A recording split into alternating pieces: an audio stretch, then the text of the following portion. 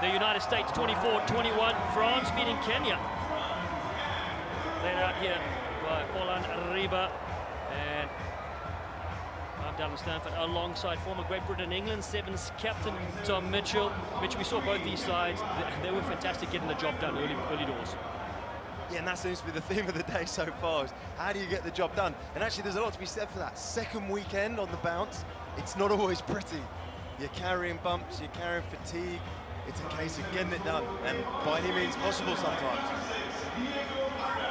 Tavita Roccovereni is our referee. 135 games already. The man from Fiji is responsible for this Pool C game, and the National Stadium welcomes you for this excellent contest. 55,000 seater. Muhammad Ali for the exhibition about here back in the day. Plenty more knockouts still to come. It's France on the right, Leblo, coached by Jerome Daré against Ivo Dujoncic's side. The Los Terros Sevens to receive in white. It's a good lift. Advantage. From Uruguay, Diego Ardao. Contact.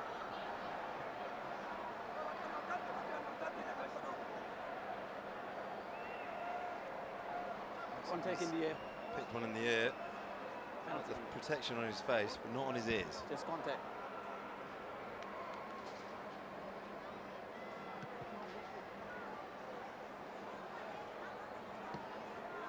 Yeah, so you missed the ball. You missed the ball. Both teams here will be coming in after those first game tussles. They've not cruised through. So again, we talk about the fatigue, we talk about what's in the tank. And they would have taken a lot out of them those first games. Down the short side, Diego Ardao. The winner was Guillermo Lijtenstein. Roll earlier for Uruguay. Kicked the penalty kick blue, to take that 3-point win earlier this morning. How good was that? Oh. Just love those last play options. And actually, do you know what? They've managed it brilliantly. Just the composure, working the clock. Yeah, Mitch, what do you think has been Uruguay's success? You mentioned all the sides they've beaten over this first season as a core side. Just hold on to They're just so hard to play against. They've kind of got that perhaps typical South American style where they'll hold on to the ball, they'll make you work for it. Brilliant defense. They're just a team that you have to really grind against, and they're always going to put themselves in it. Felipe Arcos Perez sets up the first contact point, and now Ardao looks to take on Perez on the outside. Tomas Etcheverry, the 21-year-old, is there with him at the 22 for Uruguay. So early possession for Los Terros Sevens up the middle. James McCubbin almost snipes through a gap. Arcos Perez scored a couple against the United States earlier, flings it loose. Joseph is there for the French side. They haven't had their hands on the pill yet. So around the short they still work. Bautista Basso tries to explode onto the scene. Now Felipe Arcos Perez. That ball is loose and available for the French side. Loretra flicks it up. Jefferson Lee Joseph is there for France. Here comes Varian Pasquet. Finds Logel. Jonathan Logel. A couple of great little steps from the experienced player in his 87th event. But Uruguay come in here, and Diego Ardao gets over it. In case in point of what I said, they're a scrappy team. They'll make you work for every score. Logel with some brilliant light feet, but just swarming Uruguay defenders. They're never going to give up anything easy. Great example of it there with that scrambling defense.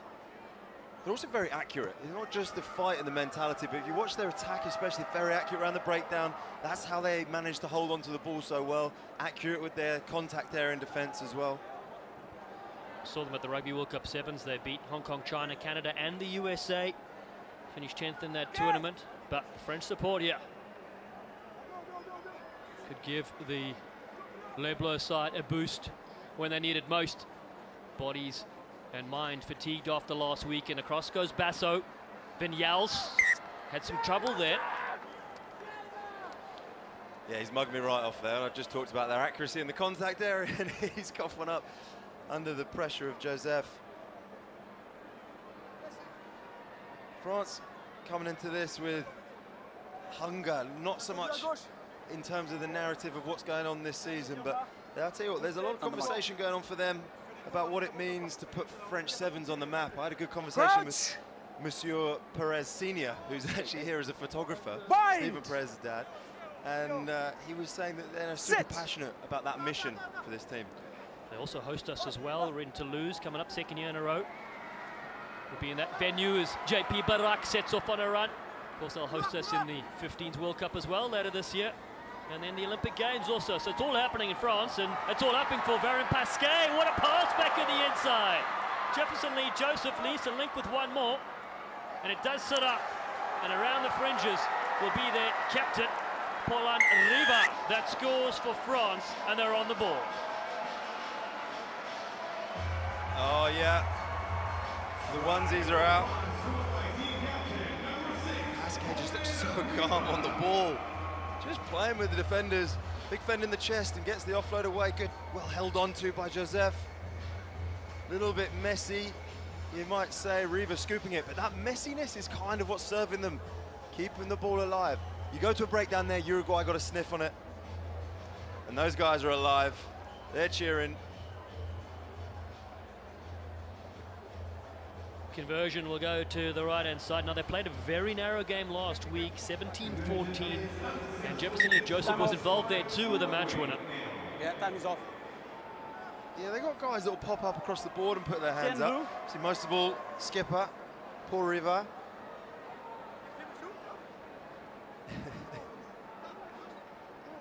When you're ready. You got favorite fancy dress, Alan? Oh, there was some, well, last weekend there were some epic ones. We're still on the lookout today. Yourself, you got one in mind? Come back to you, Tom Mitchell. Deep kick, Viñals, leaves it behind. It's a soccer skills that come in for Rivas over the line again. He's got a double for France, mixing soccer and rugby, and has their second. Yeah, it looks like he's paying the price for it, unfortunately. Another opportunistic one, good nudge from Stephen Perez. Legel just doing what he does so well, making a mess of that kickoff, and Riva kicks and scoops. Gets hustled over the line by Viñals, dots down. Never nice, those ones, when you come over in the act of scoring, you got someone hanging on your back and you know that you're landing on your front with twice the amount of weight. Hopefully he's okay. Kick is over, 12 points to 10. Unfortunately, he will go to the side to get some attention. This country, though, up 12-0 in the first half against Uruguay in this important Pool C contest. Uruguay's only win over France coming back in the year 2000. Lojal leaves it behind. Viñals has it. Sets off on a good run. There's the flyer. Mateo Viñals now in midfield. Got space on that far side. Guillermo Lijtenstein comes in, a penalty. Ardao taps himself. He has numbers on the left-hand side as well, looking for that short runner. A nice back play from Arcos Perez to Diego Ardao. Out of the El Christians Rugby Club. Uruguay will want to score here before the break. Don't fall on him. I've seen that a couple of times. Teams having the ball with advantage, but then coming back for the penalty. And I felt like maybe we could have kept playing. Because as you can see on these penalties, it's actually an advantage for the defensive side, because they can get themselves set, spread across the field, and it's quite a comfortable position to defend a lot of the time, which is why we then see teams, when it's slow, going for the scrums. A couple of good Barnetts there. More than can be said for up in the commentary box. Looking at you, Dallin. I'll take the shreds. Tommy Mitchell, you've done enough on the field to warrant that. And if we look at the try source here, you can see that's the set piece they go to. Over 40% of their tries coming from that. Lost out on sevens. Set! Flicked on with more advantage. Just the penalties racking up against France. Yeah, referee penalising Legel, I think, at the scrum there.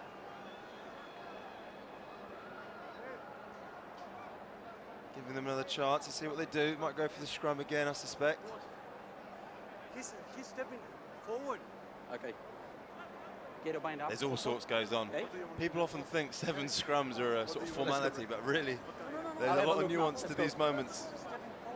The Little details Crouch. that make it a good platform to play off or not are essential Don't bind. Wait. in these moments, especially Wait, when leave it. Uruguay is so Yeah. desperate to get on the board before the half. Bind. Good. And our referees especially watching as well for Set. Hold. the feed, keeping it in straight as you can. Can be slightly towards your side, your body position. The offside. That's now 3 in a row there. Will we have a hat-trick of scrums, Dallin? This is what everyone's here to Yeah. see.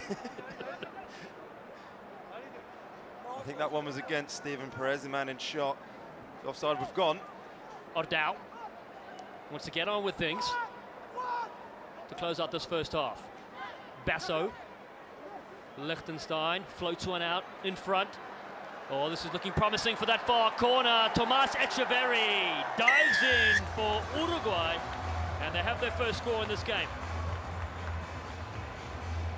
Easy in the end for Etcheverry. Nicely worked though. This time Uruguay going for the tap, playing quick. And then they just shifted. Long pass from Lijtenstein there. I think he was probably a little bit nervous, just going to drift forward, but in the end it was on the money. And Uruguay on the board.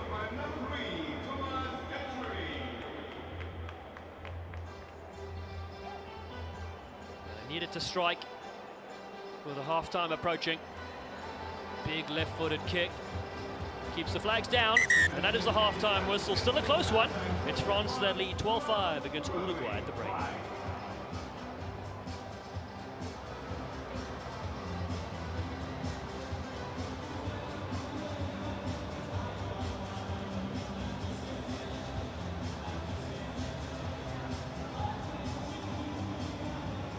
Pretty fascinating journey for this Uruguay group. First spin on the World Series this year, but they've got a fascinating time coming up as well, particularly where Argentina is sitting in terms of Olympic qualification. I know this Uruguay team are already licking their lips with the prospect of qualifying through the South American tournament. Imagine that, here on the World Series, next year we could be seeing them in the Olympic Games in Paris. Rápidamente la pared, ¿ok? Rápidamente de a tres y démonos una oportunidad más a la defensa. Siempre démonos una oportunidad más a la defensa. Los tackles bien abajo, nos ponemos de pie y nos estiramos, ¿ok? No vamos de nuevo, ¿ok? ¿Estamos de acuerdo o no? Bien, perfecto. Después, en ataque, están buscando mucho las manos, ¿viste? Nos están buscando ahí. Tenemos que tratar de ganar con un poquito más de cosas. Cuando tenemos espacio, atacamos de afuera. Si no, los atacamos de nivel individual para buscar el externo y conectar. Y a partir de ahí jugar. ¿Entienden? Tenemos que meter una cosa. No parar la intensidad y el foco. Se va a definir la última. ¡Vamos! One is the offside.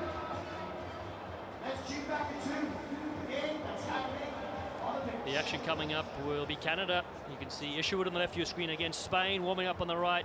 Paul Ply been brilliant for them, of course, over the years. And then Fiji against Samoa in just over half an hour. Some absolute humdingers here at the HSBC Singapore Sevens. And the Uruguayan fans lost out of Sevens. Just a 7-point margin. They trail against France here in this Pool C second half. Action both sides winning their very first game. Perez sets off, almost gets it. It's been knocked up, and then brilliant bit of skill there from Guillermo Lijtenstein. Man they call Tito out of the three-ball rugby club. Has possession for his country. Viñals, their finisher. It's been contained in this game. Arcos Perez spots a bit of space on the near side. Etcheverry, the lone try scorer, goes upfield. Hands out. Almost a pinch there from the French side. To the right. McCubbin with good skills. Ardao looking to draw and pass on that far side. Bautista Basso takes on Logel, who drives his legs first. through. Him. Back. Player. Oh, it's a quick tap and replying Touch on. the head. On the head. Off the He bounce head. It's a bit of a header, if you will. James McCubbin. Lucky here for Uruguay. Viñals cuts back in. Good bit of footwork from the winger. Arcos Perez. Width on the right. A 3-on-2. Iragua flies in. Number 1, blue. Give me the mark. All right. Got an offside, I think.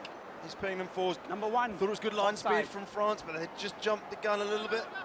Back. Another quick tap. Diego Ardao goes down the short side. There's the space.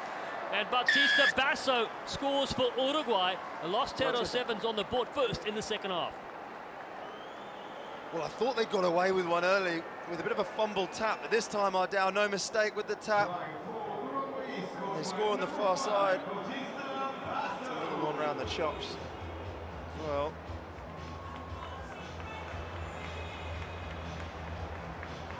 got a good game here, Dallin. You just mentioned this Uruguay side that never go away, and that is the tricky part. And the kick from the sideline. It's 12 all, 5 to play. He'll be feeling himself, I reckon, Lijtenstein, after winning the game for his team with a kick. He's obviously got his right boots on today. He had a lovely bit of skill right at the start of that passage, lifting the ball over Perez as well. Well, we're very lucky we have a closed dome stadium here yet again at the HSBC Singapore Sevens, raining outside, but we don't care. Another one is number 9. Also means the game can flow really nicely as well. Sometimes tough playing. We saw in Los Angeles, so it was very hard conditions, some good highlight slides, but it makes a massive difference. Really does. When you want to see teams moving the ball, offloading the ball, it's great to play in these brilliant stadiums like this one here in Singapore under the roof. Most of the passes going the way of Uruguay. Lots of possession for them. It's 12 all. It's advantage just for the knock. Joseph gets it away for the French side. Iragua with Jordan Sefo. Can't get free from Etcheverry. Le Bleu, 4th on the series. Perez gets a bit of space. Joseph switches to Logel. Still going really strong with Johnston. Logel, the 30-year-old. Most capped Sevens player in history. Joseph, good flick. Here they come up the middle. Rabage finds Iragua, her ducks under one. Looking to link up. Pasquet. Backwards. Drops it backwards is the call. Jordan Sefo yet again. The big frame. Good tackle coming in from Baltazar Maya. It is anyone's game in this Pool C contest. Perez looking to make some magic as the playmaker. Diego Ardao, though, gets in a great body position. He gets over this one. Los Terros Sevens, after beating the United States this morning, are in the hunt for their second win and a cup quarter-final spot. Delayed switch is a good one as they march upfield yet again. On the field is Ignacio Facciolo, 21 years of age. Thought about a kick instead. Comes to Amaya, who then does put it down. You ran into him, play on. Pasquet and Ardao. Baron Pasquet picks it up and throws a nice ball to Ryan Rabage. Sets off on a run for this French side. Jamie Lee Joseph flicks it back in. Stefan Perez is there. Iragua linking up. Sefo on the outside. Beats one. Does big Jordan Sefo. The ball does link, and that is Le Bleu at their best. They go from their own try line, and Jefferson Lee Joseph will finish it off. A breathtaking try. It's Sevens rugby at its absolute finest there. End to end. Uruguay with a chance. France coming all the way back. And if there was a couple of guys that were destined to be involved in the build-up, it was Sefo, and then this man Iragua, who comes off the bench, could have scored the winner again here. Says, I've scored the winner. Not that this one, we've still got a couple of minutes left, but gives it off to Joseph to dot down. I'm sure they're all glad of a bit of a break after that. A few changes coming on and off. He's playing his rugby in the southwest of France, and look at the offloads there. You can just see it. It's the way they like playing the game. It is, and interestingly, their offloads don't often lead directly to the scores, the tries, but it's the way they keep the ball alive. So they kind of dump the offload back to a player standing rather than taking the ruck, and then they'll move it again to the space. And the restart, Logel in the air is Superman. France, 2 in a row.